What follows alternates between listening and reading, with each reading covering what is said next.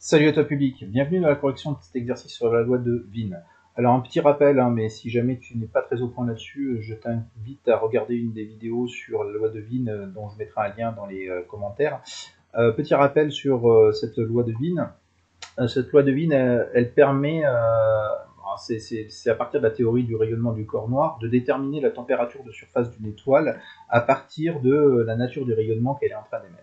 En gros, les grosses lignes qu'il faut retenir par rapport à cette loi de Wien, c'est que plus la température ici en Kelvin va augmenter, bon déjà plus l'intensité du rayon du flux lumineux va être importante, mais surtout il va y avoir un décalage vers le violet de la longueur d'onde pour laquelle l'intensité est la plus forte. Alors tu vois, l'intensité la plus forte ici, elle est allez, on va dire dans le bleu, le début du bleu.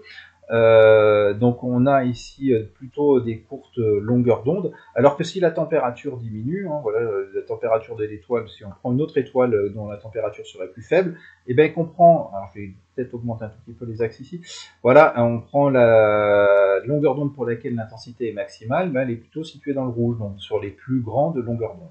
Ensuite, tu vois, il y a un décalage au niveau des intensités relatives sur le spectre d'émission, le spectre continu d'émission de cette étoile.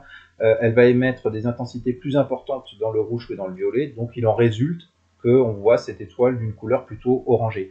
A l'inverse, si tu augmentes la température, que tu vas chercher une étoile dont la température est plus élevée, voilà, on a un décalage vers le violet de la longueur d'onde pour laquelle l'intensité maximale est émise, et aussi on a une intensité qui est plus importante dans le violet qu'elle ne l'est dans le rouge. Donc en faisant la sommation finalement de toutes ces radiations, on va percevoir une étoile dont la couleur sera plutôt bleutée. Voilà, ça c'est pour le rappel de la loi de Wien.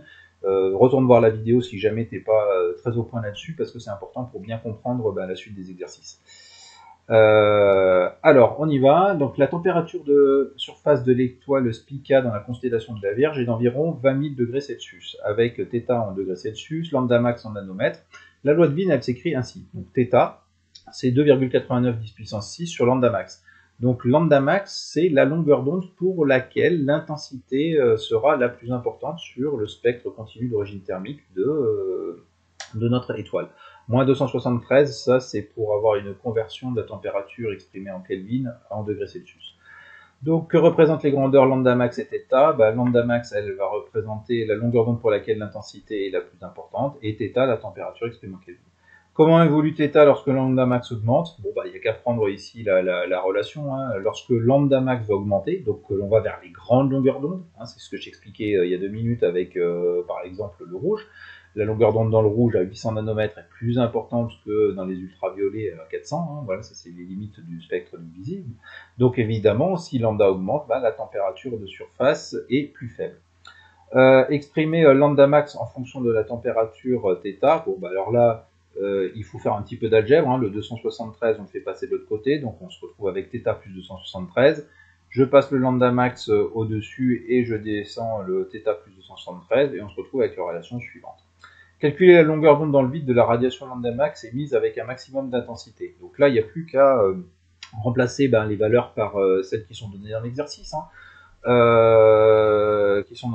Avec la température qui est de 20 000 degrés Celsius. Donc on remplace θ par 20 000 degrés Celsius, qui nous donne une longueur d'onde pour laquelle l'intensité maximale sera émise à 142 nanomètres. On est clairement dans les ultraviolets. Je te rappelle, les limites du domaine du visible, c'est entre 400 nanomètres pour la limite entre les ultraviolets et les violets, et 800 nanomètres qui, elle, est la limite entre le rouge et l'infrarouge. Voilà pour cette exploitation de la loi de Wien. Je te dis à très bientôt sur la chaîne pour une prochaine vidéo.